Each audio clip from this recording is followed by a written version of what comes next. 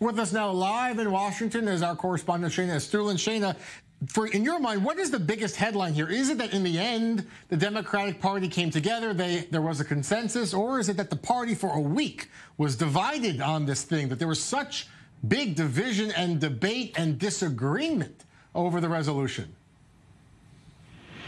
I think that Congressman we heard last, Congressman Massey, a Republican, he really summed it up, that the Democrats are tripping on their own shoelaces. They've just gotten power, and already you're seeing the fractures here, the division here. And despite Congressman Joe Kennedy, who we also heard from, saying there's no rift or division in this party, it is certainly there, and we saw it yesterday. And yes, all of the Democratic House members voted in favor of this resolution.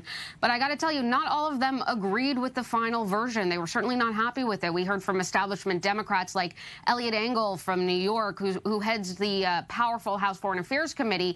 He said excuse me, that there should have been a separate resolution just focusing on anti-Semitism. So again, yes, they all voted for it, but this is a story that's not going to go away, especially since Ilhan Omar seems to be getting the backing and the support of progressives for her views on Israel, and also for the fact that she didn't have to apologize this time for what were perceived as anti-Semitic tropes that she used when criticizing Israel. Yes, Shayna, it was the Democratic Party's own leadership that said Omar engaged twice in a 2-week period in anti-Semitic tropes, but the resolution itself, as you mentioned, it was so broad.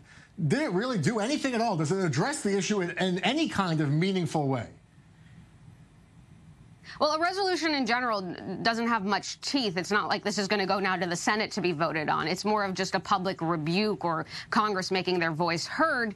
But yes, this resolution kept being pushed off because it kept getting tweaked and broadened out. And as we heard from Republicans, it was too watered down, and some Democrats believe that as well. So the real question is, what happens next? What happens the next time Ilhan Omar makes a comment that's perceived as anti-Semitic? Will we see another resolution? Will she be forced to apologize? Will we see a resolution with her name in it?